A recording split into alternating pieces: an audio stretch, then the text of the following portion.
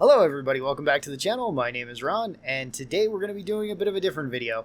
Today we are going to be going over the best overclocks for each of the weapons for the Scout. This is in response to a video that I recently made that was answering a question as to which overclock do I think is the best overclock in the game. And a lot of people really seem to enjoy that video and gave me the idea of trying this with each of the weapons for each of the classes. We're going to be going over Scout and their primary and their secondary weapon. I'll be briefly explaining which overclocks I would pick and why for each of the weapons. We'll also be doing this with the quote-unquote worst. Now, one thing that should be made extremely clear at the very start of this is that this is completely my opinion. If you have a different opinion, awesome. That's really good to hear. Same with if you have different reasoning as to maybe why the same overclock that I really like is your favorite overclock. That's good. There's not a whole lot of overclocks that you can really pick for each weapon.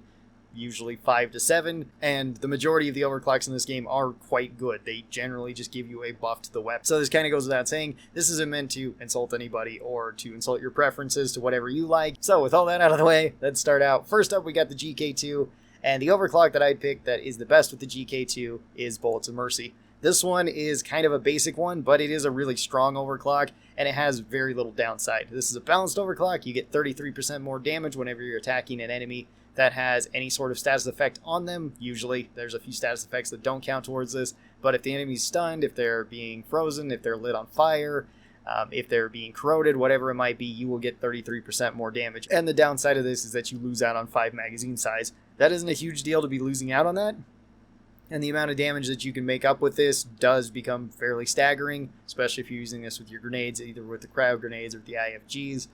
Even with the pheromone grenades, you can still make this work. And of course, with whatever secondary you got. This one even became better with the most recent update, with the Crossbow being added, because you have the special bolts that can trigger this far easier. Next up, we have the M1000, and this one's probably not going to come as a surprise to anybody. My choice for the best overclock for the M1000 is Hipster. This one is a very strong overclock. This one pretty much doubles your rate of fire with the M1000, which is very nice. You also get pretty much double your amount of ammo, and you also have 50% recoil reduction, so spam firing is definitely a go, with its downside being that you lose out on 17 damage total, so you go from 55 to 38, which the M1000 has a really nice damage point that it already hits. At 55 damage on any difficulty, you can one-shot headshot grunts. That's fantastic. The thing is, though, with Hipster and with the mods that you have for the M1000, you can actually still do this, and you can build the M1000 really however you'd like. So if you like focus shots, you can build a focus shot Hipster build, and you'll just get more damage overall out of it. Generally, it depends on what other overclock you're comparing this to. You can build it a spam fire build. You can build it a hybrid build. You can really build this one however you'd like. It's extremely strong no matter what you really put on the M1000. Up next, we have the Track 25 Plasma Carbine. This one's really difficult to actually pick a best overclock for, because there is a lot of really good overclocks right now for it. And my pick would go to the Overtuned Particle Accelerator. This one was a hard choice, though, because impact deflection was also really high up here, and so was aggressive venting.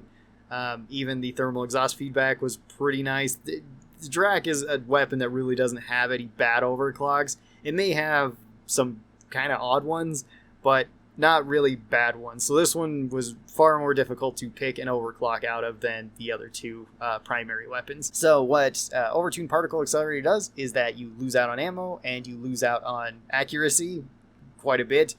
You also get more heat per shot. Those are all the downsides. However, you almost double your damage per shot with the Drac, which is a pretty big deal because of how fast you can shoot this out. Spread is both vertical and horizontal, so taking less spread actually only messes with the vertical spread, I believe, not the horizontal spread, or maybe I got that backwards. Either way, it's not really great to try to build accuracy for it. You usually just want to use this at close to medium range to clear up hordes. The great thing about this, though, is that it's surprisingly flexible to build for. You can build it for damage to deal more damage to single targets. You can build it with status effects so that it still has the electricity on it. Or you could build it with splash damage and not actually be losing out on a whole lot of direct damage, to where you can splash more damage to multiple enemies, so it works really well against hordes. The major downside of Particle Accelerator is that you really don't have any more long range, at least reliable long range, with the Drac. You can pair a secondary with this to help. You can take shape shells with the Boomstick, or really anything with the Crossbow. or you can just go with the Zhukovs and be limited to short to medium range, but you're going to be really effective in that range. Moving on to the secondaries, first up we got the Boomstick, and the best overclock that I'm going to pick for the Boomstick is going to go to Special Powder. This one was another really difficult one because the Boomstick really doesn't have any bad overclocks, besides one, which we'll talk about in the worst overclocks, but everything else is really solid. And you could argue that Special Powder is not needed, and it's very cave dependent, which both those statements are true. You don't necessarily need Special Powder to be flinging yourself around. And if you get a very tight enclosed cave, Special Powder is not going to help you a whole ton. What Special Powder does is let you fling yourself around with the shotgun. That's it. It doesn't do anything else. You don't get any more damage, no more ammo, no more anything. Just if you jump up in the air and fire the shotgun, you will be flung in the opposite direction of it. It's a super fun overclock, and it does have a lot of utility, because you can get to higher spots than you normally would. You have another save if you fall off of your grappling hook, which, I mean, let's face it, that's going to happen a lot of Scout. It also comes with no downside to the shotgun, though, either. You don't lose out on anything. About the only downside it could have is if you shoot this into the air and you're aiming at the ground, because it'll increase your velocity and you'll take more fall damage. With the Zhukovs, we only have 5 overclocks to pick from, but the best overclock I'm going to give to the embedded detonators. This one is just insane for the amount of damage that you get out of it. Now, its downsides seem pretty staggering. It loses out on half of its total damage, at least base. It loses out on more than half of its total ammo if you take this, and it loses out on combined clip size by almost half too. So you're taking a significant hit in all those categories. However, the upside is that you're getting embedded detonators, so anytime that you reload after you've hit enemies with these detonators, they will detonate inside the enemy, dealing high damage to them, doing really high damage to them actually compared to what you would be doing otherwise. This lets you shred through big things extremely fast. You can clear through Praetorians, Oppressors. It's a very strong overclock. It is somewhat limiting as to how you can kill stuff, and the Zhukovs are another gun that really doesn't have any bad overclocks, so this one's going to be kind of interesting once we get to the actual worst overclocks for them. And then we move on to our last weapon, which is the Bolt Shark Crossbow for Scout. And the best overclock, I'm going to give this one 2 Bodkin points. This one is also my favorite overclock, and I'm heavily biased towards it. I'm just going to say that out, right?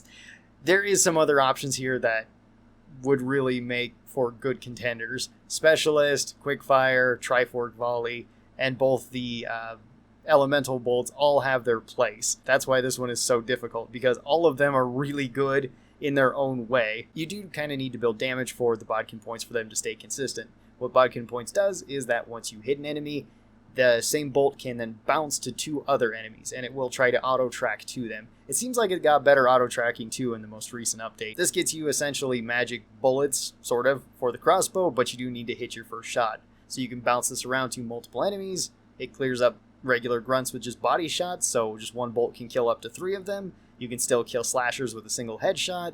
You can also kill Magterra, at least basic Magterra, I believe, with a body shot still if you take damage on this. So that'll do it for the best overclocks for Scout. Next up, we're going to be talking about the worst overclocks for each of the weapons in Scout. Again, quote-unquote worst overclocks, because a lot of them are still really good. I hope you guys kind of enjoyed this style of video. I thought it was pretty fun to make. And tell me down below what your best overclocks are for each of Scout's weapons. I'm really interested to hear that. Thanks everybody for watching this, and thank you very much for suggesting it. Special thanks to the supporters of this channel. These are my members over here on YouTube and patrons over on Patreon. They get early access to videos just like this. If you'd like to be a part of it, you can. There are links down in the description. Be sure to check those out.